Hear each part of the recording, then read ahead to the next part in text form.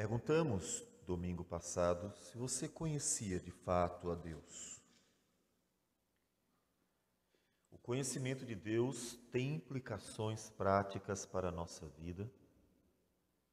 E o conhecimento de Deus é necessário para que nós o adoremos como Ele é digno de ser adorado.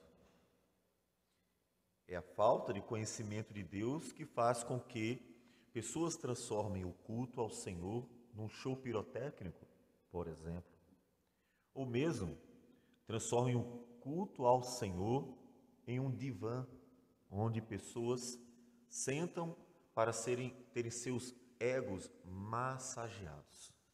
A falta de conhecimento do Senhor faz com que o homem não glorifique ao Senhor como Ele é digno de ser glorificado. E nós vimos a santidade de Deus como um primeiro atributo.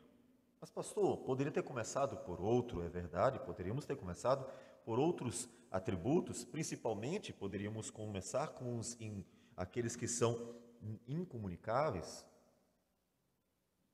Todavia, nós começamos com o atributo, a santidade de Deus, para que a nossa reflexão, nosso estudo, nossa meditação na Escritura sobre o ser de Deus possa ser guiado pelo atributo, a santidade de Deus.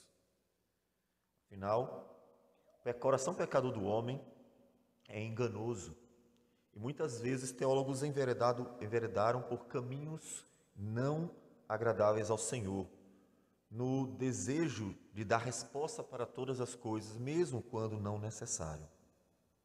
De forma que nós temos que lembrar sempre que Deus é santo. Não há mancha nele, não há pecado nele, não há maldade nele, não há nada de mal. Ele é completamente santo. E hoje queremos dar sequência aos atributos de Deus, mas nós vamos fazer isso no livro de Apocalipse. E um texto bastante singular, que é o capítulo 4 e 5 de Apocalipse, que nos mostram a glória de Deus, a singularidade de Deus e a independência de Deus. 3 atributos que nós gostaríamos de ver hoje na palavra do Senhor.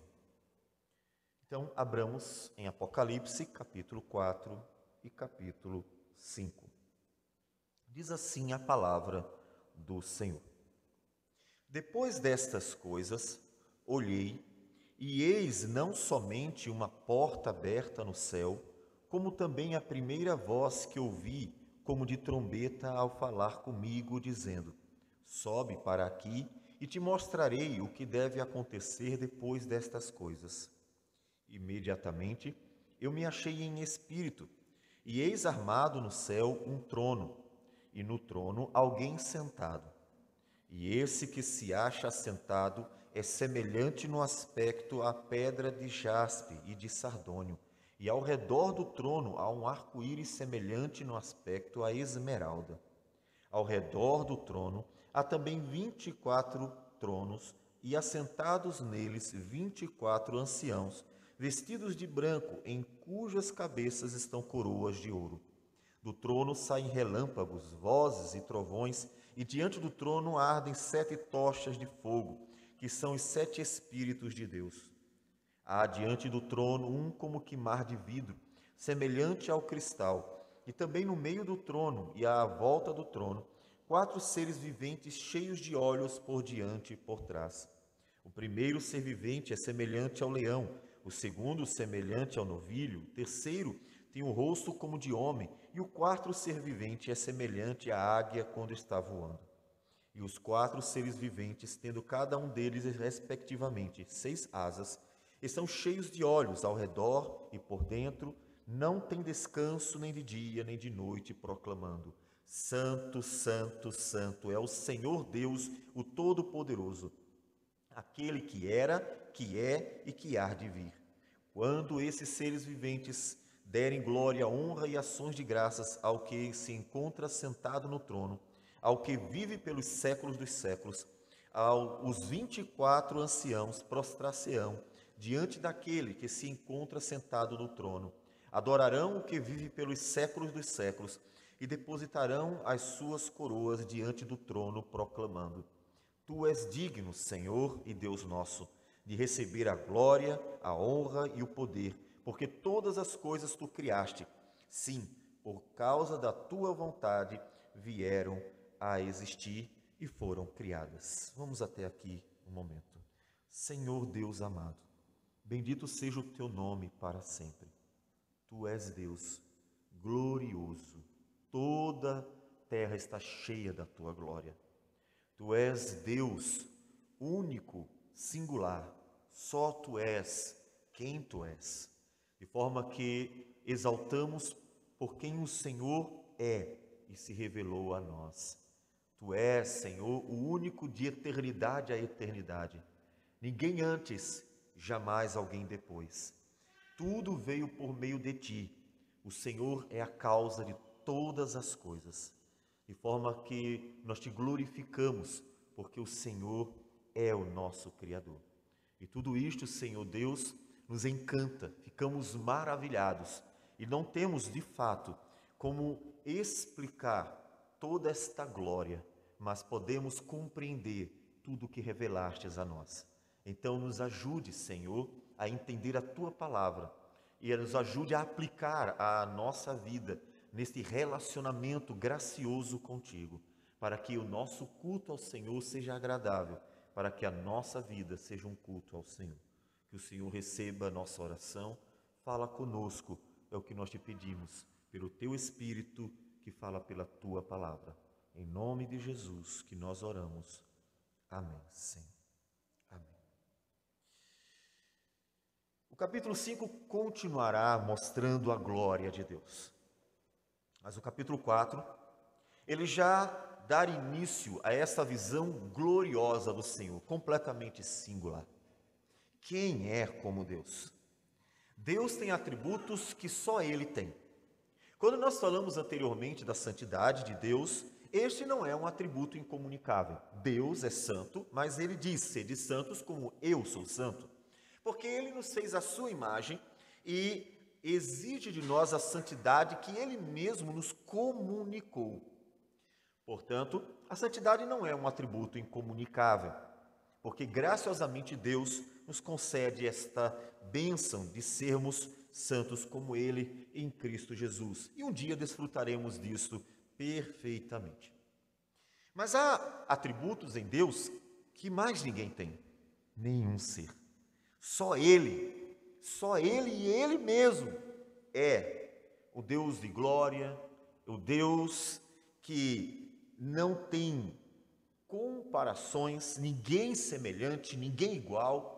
Só Ele é a causa de todas as coisas, é independente, é autoexistente, não precisou de ninguém antes dele. Só Ele é assim, não há mais ninguém. E nós queremos ver aqui esses três atributos. João tem a revelação do Senhor acerca de dias de seu tempo presente, dias do futuro, que vão começar inclusive a serem revelados a partir do capítulo 6, quando os selos são abertos. Mas entre o presente e o futuro, Deus revela a sua glória a João nessa visão celestial, que é o capítulo 4 e 5. Que é uma transição entre o presente, a revelação do presente e a revelação do futuro. E nesta revelação, nessa visão que ele dá, disse João que ele imediatamente se achou em espírito diante do trono de Deus. Ele viu armado no céu um trono. Veja que os anciãos também estão sentados em trono. Mas o trono de Deus é singular, ele é bastante peculiar a Deus. E nesse trono está sentado o Senhor da glória. Não há uma descrição do Senhor da glória, porque ainda que possa perceber que alguém está sentado no trono, não se pode ver quem está assentado no trono. Afinal, como nos diz a Escritura, Deus é Espírito. O Senhor Jesus mesmo disse.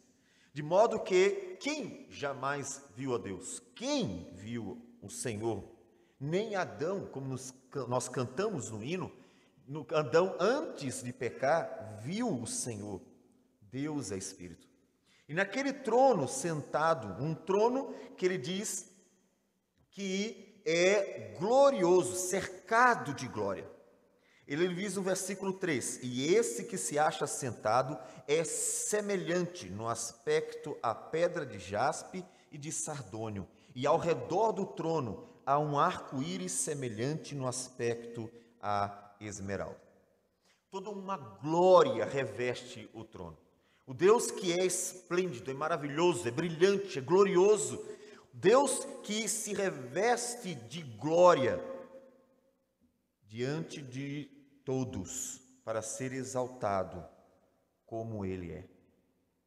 Lá em 1 Samuel, ou melhor dizendo, lá em 2 Samuel,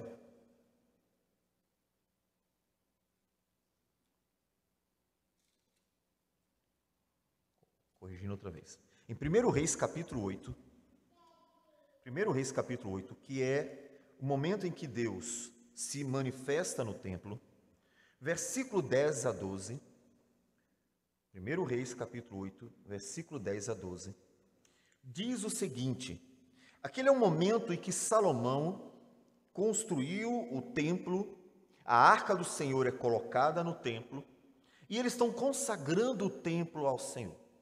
E naquela consagração do templo ao Senhor, diz o texto, versículo 10, que tendo os sacerdotes saído do santuário, uma nuvem encheu a casa do Senhor, que é o templo construído por Salomão, de tal sorte que os sacerdotes não puderam permanecer ali para ministrar, por causa da nuvem, porque a glória do Senhor enchera a casa do Senhor.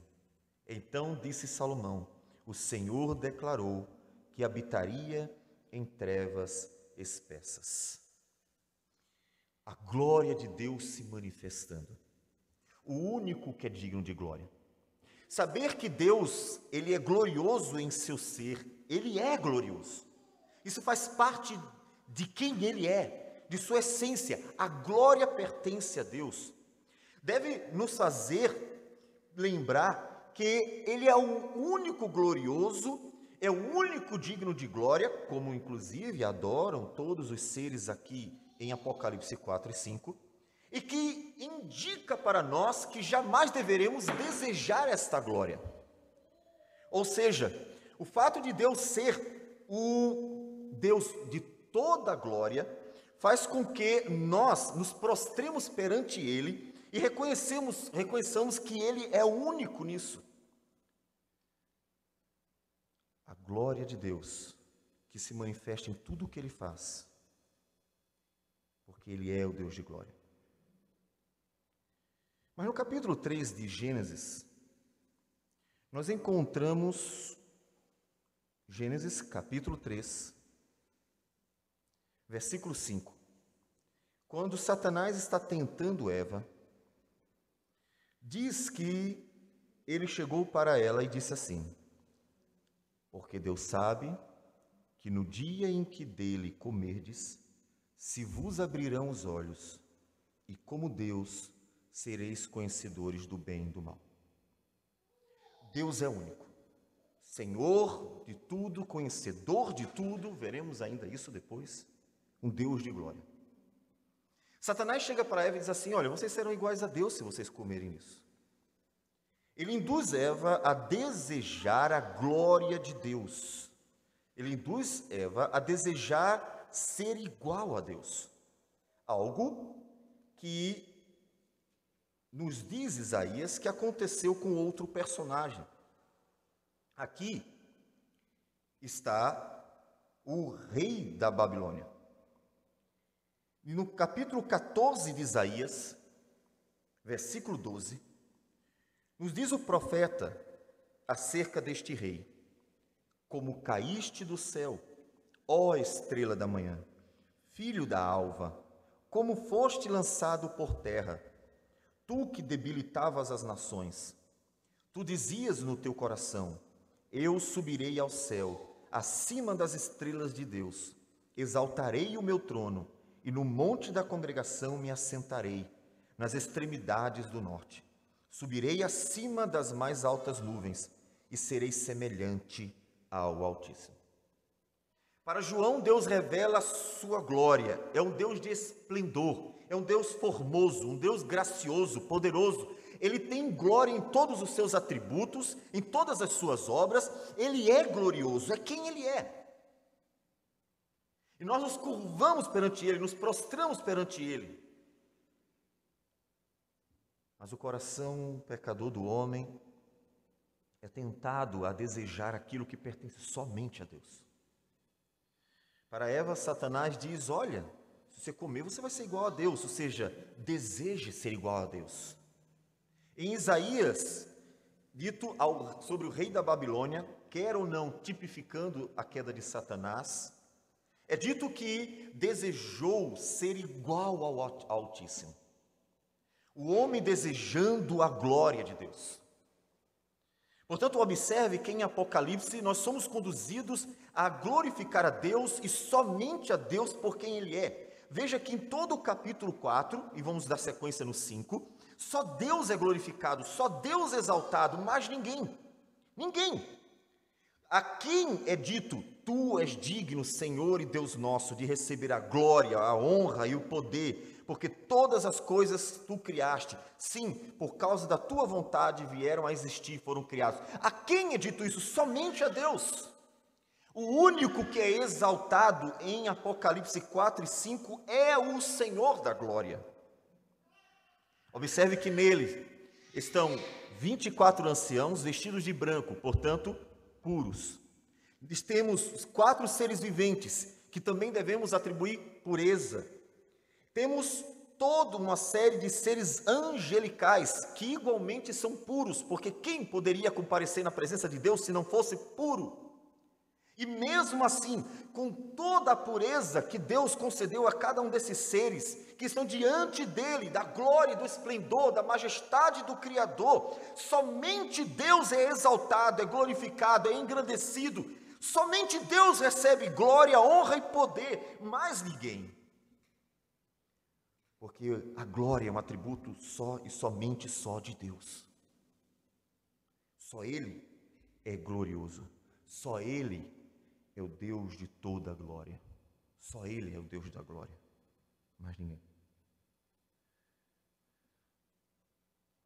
Mas o coração do homem, desesperadamente corrupto, é inclinado a desejar a glória de Deus.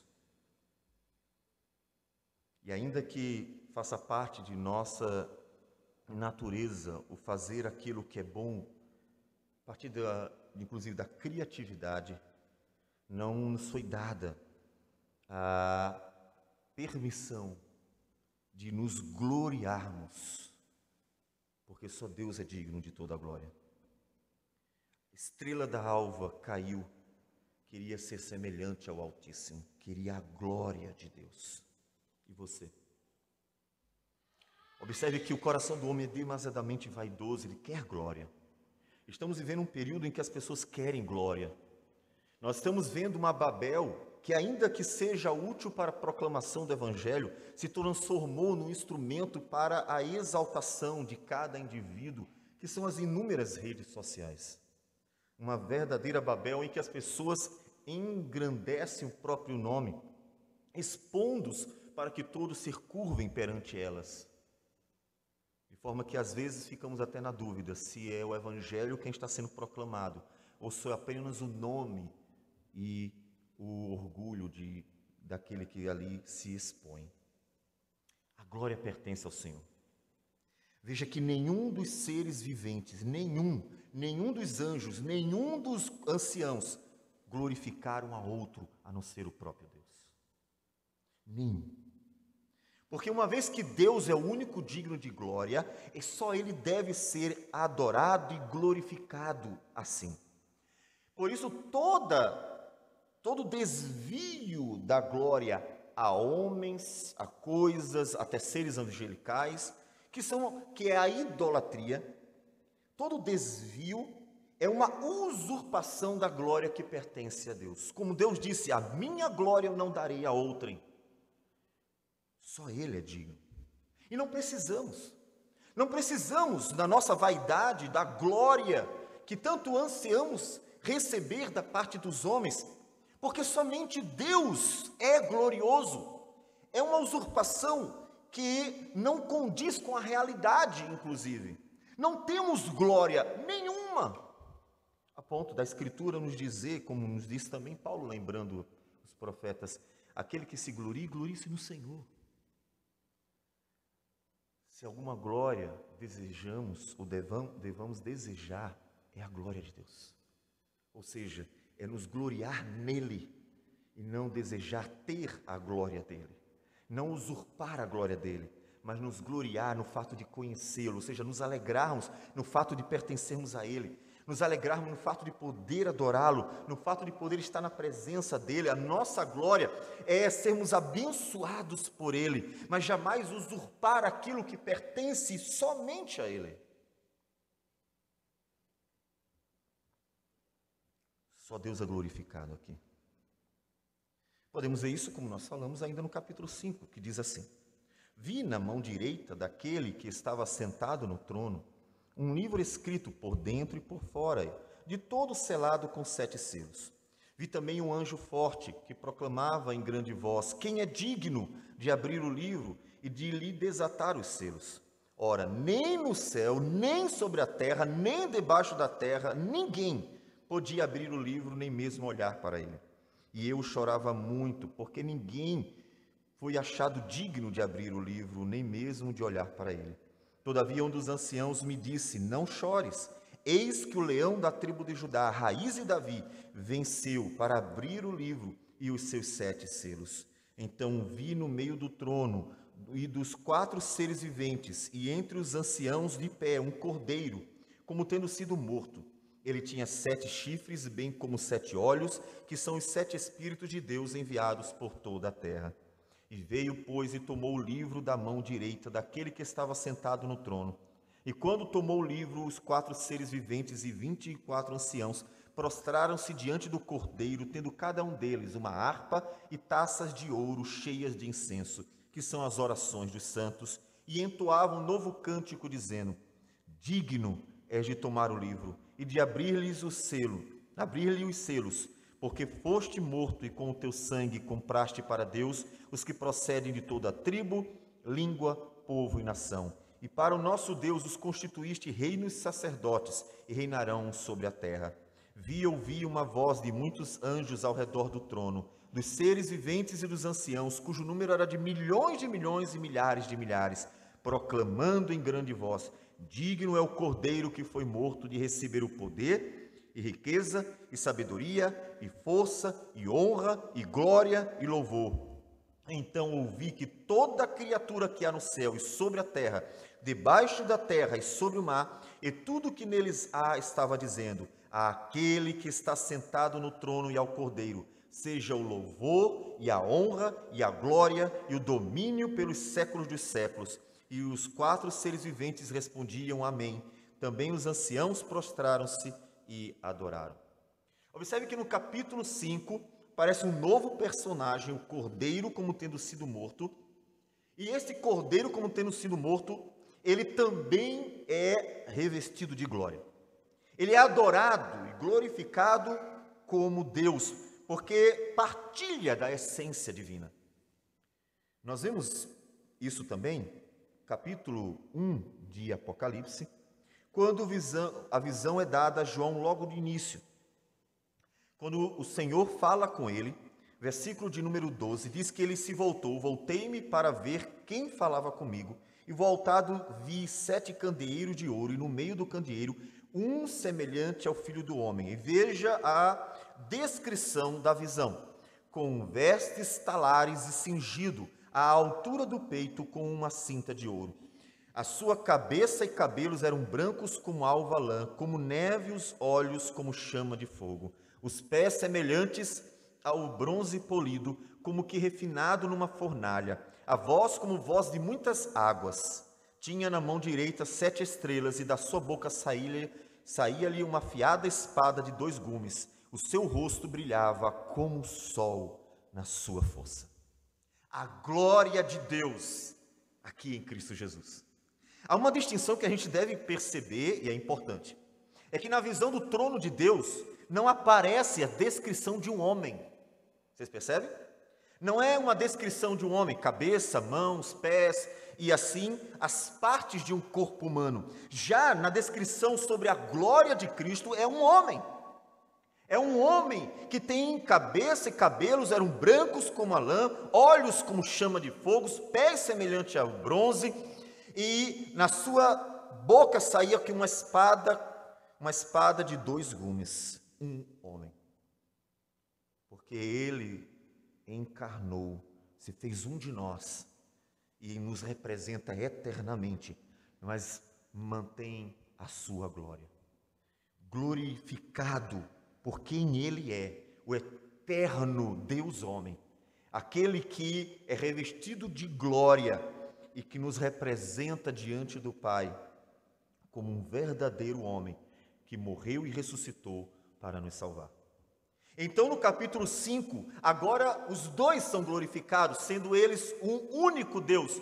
E eles são glorificados na mesma medida, no cântico final, àquele que está sentado no trono e ao Cordeiro. E o louvor é o mesmo, seja o louvor e a honra e a glória e o domínio pelos séculos dos séculos.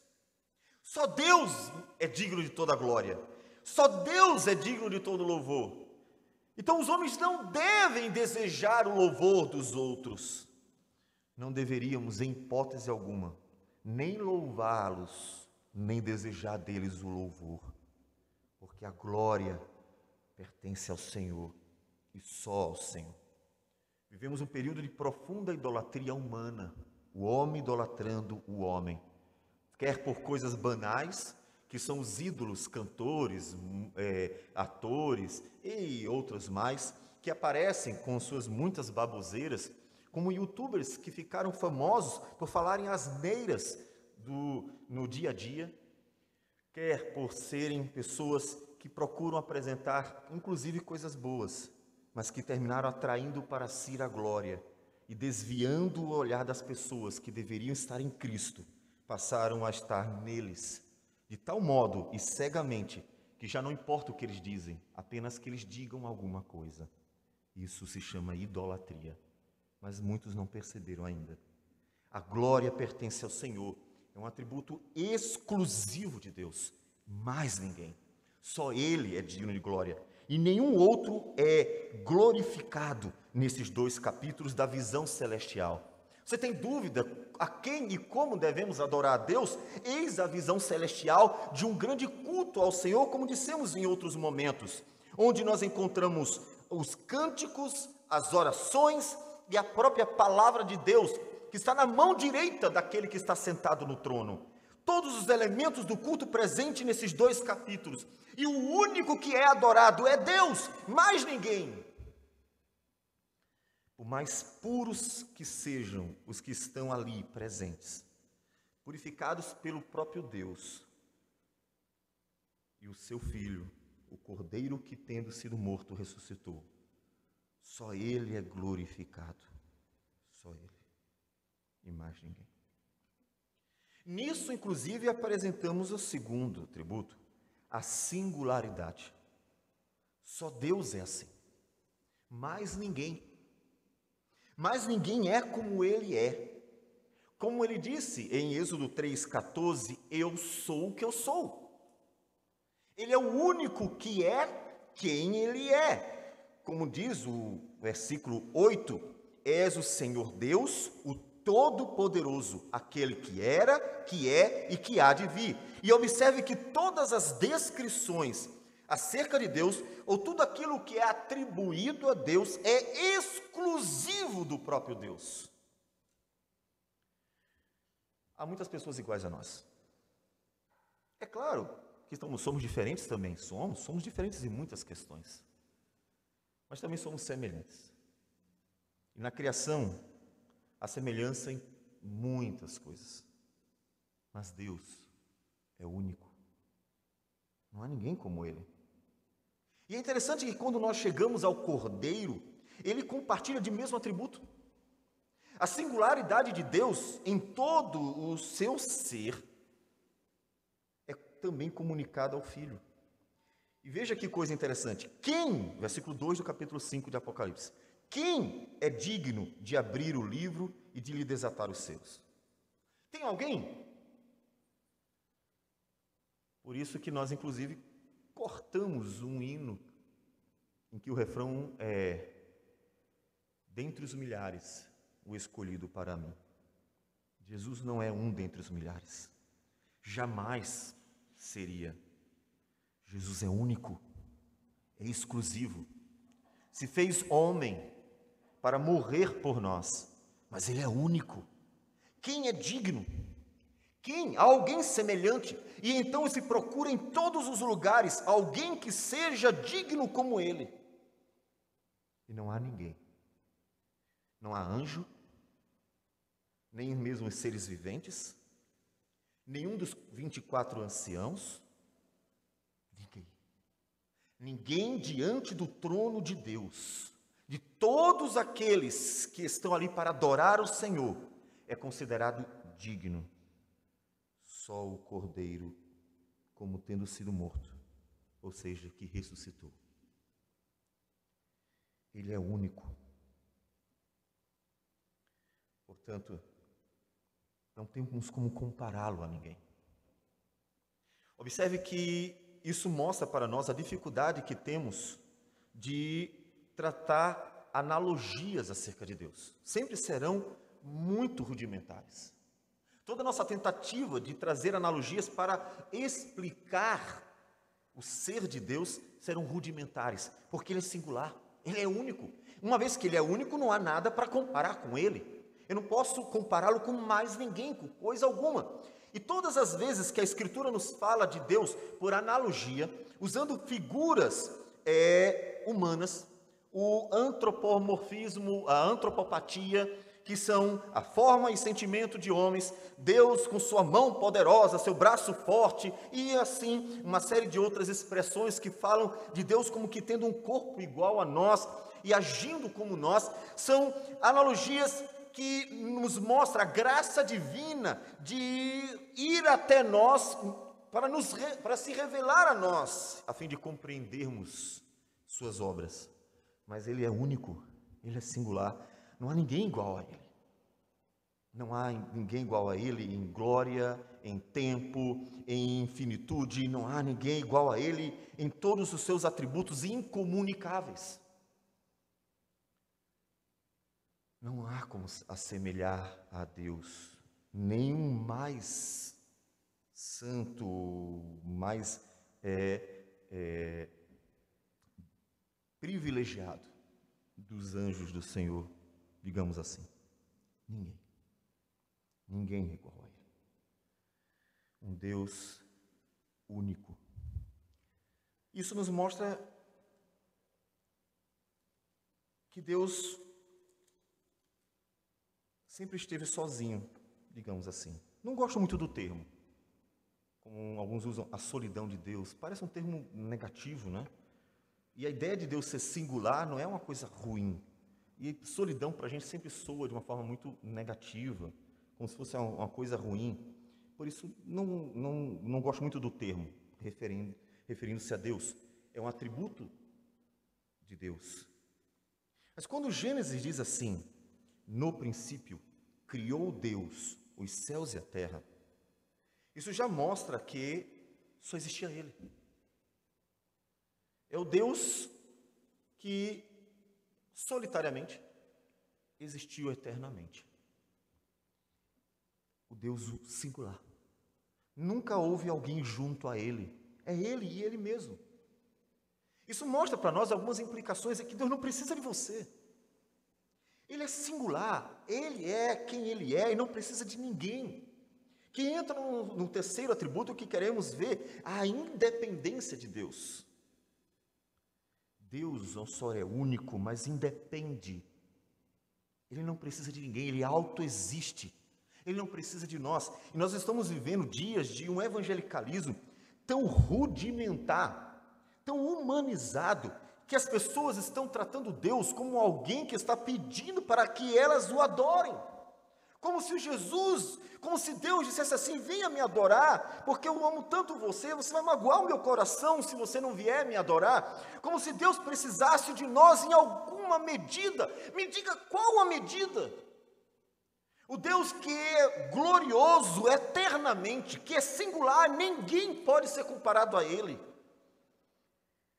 É também o Deus que independe, é a fonte de todas as coisas, é a causa de todas as coisas. Ninguém o causou, ninguém o causou. Ele e Ele, somente Ele, é para sempre. Na verdade, este verbo pode ser direcionado de uma forma perfeita, somente só a Deus. O verbo é, ele somente é aplicável em sua plenitude a Deus. Nós usamos, o carro é grande, o carro é pequeno, e a casa é bonita e assim por diante, mas o verbo é, se compreendermos a profundidade daquilo que ele significa, ele somente pode ser atribuído a um ser, Deus. Porque Deus é o único que é, e ele é eternamente. Todo o restante veio a existir, torna-se, somente ele é, porque ele independe de tudo.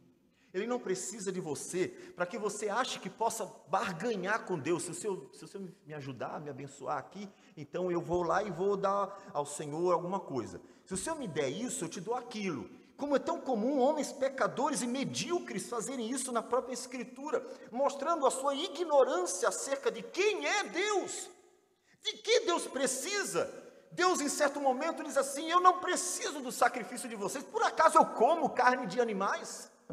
Toda a terra é minha, eu não preciso de nada de vocês. Mas eu exijo de vocês fidelidade. Não barganhamos com Deus, porque Ele simplesmente é. Não precisa de ninguém. É aquele que era, que é e que há de vir. Ele é, inclusive em sua eternidade, em sua infinitude. Ele é. Lembra disso.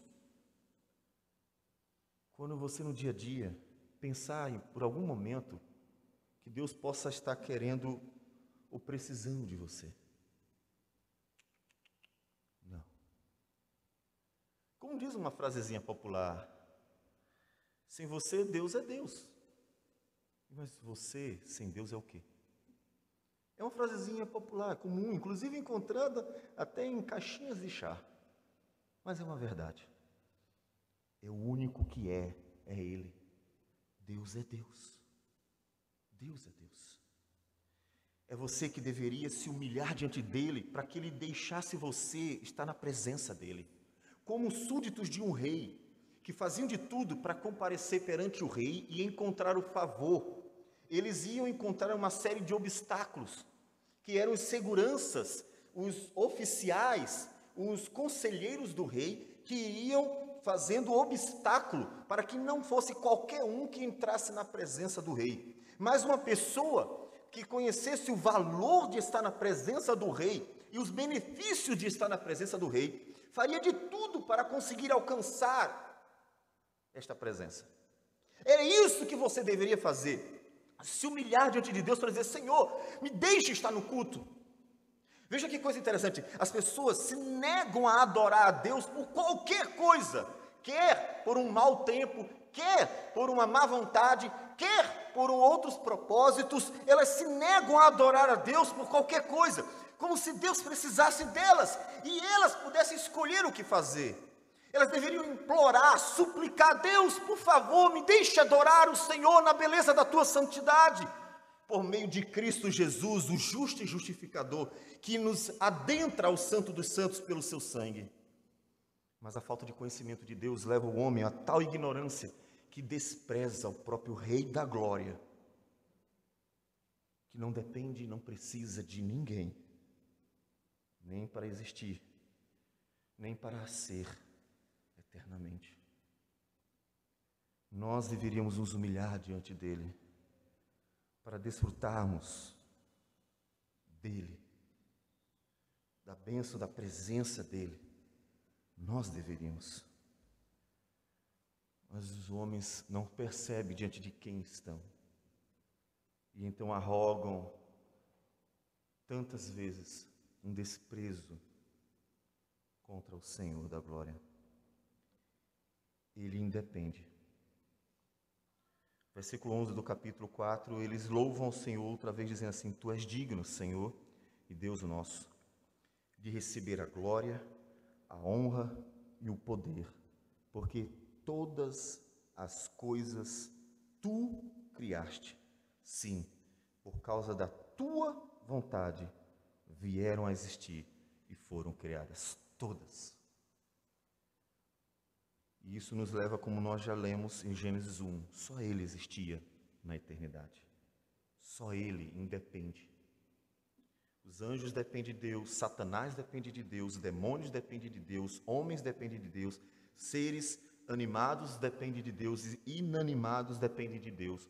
O sol, a lua e todas as estrelas dependem de Deus. E assim todo o universo está sendo sustentado pelo poder de Deus, que com sua poderosa mão sustenta todas as coisas e por sua palavra determina tudo o que Ele quer. Mas Ele mesmo independe de tudo, de forma que não precisa de nada para existir, para ser. Nada. E você? Tem se relacionado com Deus por quem Ele é? Ou criou um Deus à sua própria imagem, tantas vezes dependente, das formas mais carentes, tantas vezes necessitado, tantas vezes precisando de auxílio? Será que você não tem criado um Deus à sua imagem e por isso tratado Deus como se fosse igual a você? Você precisa conhecer Deus, um Deus de glória, um Deus único, singular, o Deus que independe de tudo, não precisa de nada nem de ninguém. Veja agora o tamanho do privilégio, graça, que nós temos em poder se achegar a este Deus. Percebe agora a dimensão da beleza do culto ao Senhor? O culto ao Senhor é Deus em seu trono se manifestando para nós, nos convocando para estarmos diante dEle. Pense nessa visão celestial de Apocalipse 4 e 5. O Deus da glória que se manifesta para que o povo dele se achegue a Ele. Ele convoca o seu povo, Ele chama para estarem diante dEle. Agora pense em como nós deveríamos nos achegar a Ele. Pensou o tamanho da glória que é estar na presença do Senhor? Se você já quis se gloriar em algo, glorie-se em conhecer a Deus, o Deus da glória, que no Salmo 24 é dito acerca dele: levantai, ó portas, as vossas cabeças. Levantai-vos, ó portais eternos, para que entre o Rei da glória. Quem era o Rei da glória? O Senhor forte e poderoso, o Senhor poderoso nas batalhas. Levantai, ó portas, as vossas cabeças. Levantai-vos, ó portais eternos, para que entre o Rei da glória. Quem é esse, o Rei da glória? O Senhor dos exércitos. Ele é o Rei da glória. Então, desfrute de um momento tão precioso, com um coração temente e ao mesmo tempo cheio de privilégio, de alegria. Porque estar diante do Deus da glória, o Deus único, o Deus que independe de nós, e mesmo assim poder desfrutar da presença dEle, deve ser para nós um momento de grande temor, mas também de grande alegria. Porque não é com juízo que Ele nos convoca, não é para nos condenar que Ele nos chama, não é para nos destruir que Ele quer que estejamos diante dEle, mas para nos abençoar. Para abençoar o seu povo com toda sorte de bênção nas regiões celestiais em Cristo Jesus, para nos abençoar. Olha o privilégio. Se alguém quer se gloriar, glorie-se nisso, em conhecer o Senhor. Porque então, isso bastará para a sua vida. O que eu preciso mais? Eu conheci o Deus de toda a glória. E Ele me chamou para estar na presença dEle. Entendem agora o que Deus disse para Paulo? Paulo, a minha graça te basta. Você está na minha presença, te basta. Você poder me adorar, te basta. Você receber todos os benefícios da redenção em meu Filho, te basta. A eternidade que foi concedida a ti, te basta. O que mais você precisa? Me diga. O que mais você precisa para viver, para existir, para se alegrar, para vivenciar com muita alegria a vida? Basta. Se alegre em Deus. O quanto mais você conhecê-lo, melhor será a sua relação com Ele. Então, reflita no ser de Deus, para que você se alegre nele de verdade. Para que os cultos ao Senhor não seja apenas um ritual mecânico, como que uma obrigação dominical, mas um momento de grande honra para nós, um momento de grande alegria para nós, um momento tão desejável para nós. Pessoas passam 4 anos esperando a Copa do Mundo. Pessoas passam muito tempo esperando uma festa especial, ou anual, bienal, ou assim vai. Pessoas passam tempo esperando o privilégio de desfrutar de momentos que consideram especiais. Quando o momento mais importante da vida delas é concedido dominicalmente. Quando o Deus da glória convoca o seu povo para estar na presença dEle, a fim de adorá-lo, se alegrar nele para sempre. O que você quer mais? É este Deus que é a razão de nós existirmos, que nos sustenta e que é a nossa esperança da eternidade. O que você quer mais? Então, coloque sua vida diante do Senhor para renovar a sua alegria no Senhor.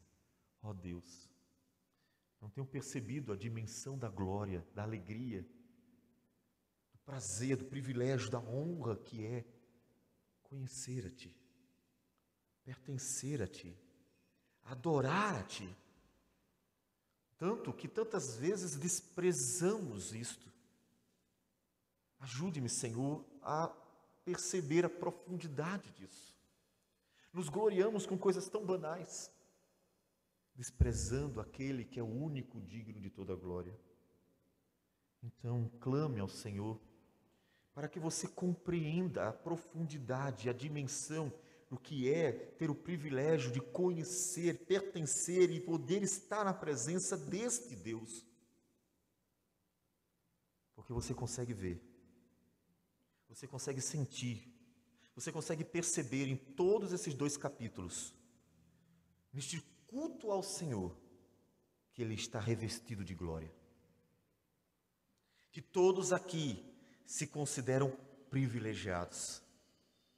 Que o pleno prazer, a satisfação de poder adorar a Deus adorna o momento. De que são plenamente felizes todos os que se encontram aqui nestes 2 capítulos diante do Senhor. E todos os seus louvores a Deus surgem do mais profundo do seu ser. E que, portanto, a graça de Deus aqui basta para cada um daqueles que estão na presença de Deus. Um lugar pleno, um momento pleno, porque Deus torna aquele momento pleno. Ele é a razão da plenitude desfrutada neste culto celestial ao Senhor. Então, Coloque a sua vida diante de Deus. Se humilhe. Deus, me perdoe por não reconhecer a tua glória, a tua singularidade, a tua independência e não perceber a profundidade do que é poder conhecer a ti, sendo quem tu és. E peça que o Espírito do Senhor fale profundamente ao seu coração pela palavra, de forma que aplique a você a suficiência desta graça. E então você será feliz todos os dias da sua vida. E você glorificará a Deus com vida. Você glorificará a Deus com alegria. Você ansiará estar na presença do Senhor. Como a corça anseia pelas águas, assim sua alma desejará estar na presença do Senhor. E nenhum livro será mais precioso do que a palavra de Deus. Nenhum lugar será mais bem abençoado do que o lugar onde nós estamos adorando ao Senhor. Nenhum momento será mais rico do que o momento de estar com Deus. E nenhum diálogo será melhor, mais aprazível do que o poder falar com o Senhor da glória.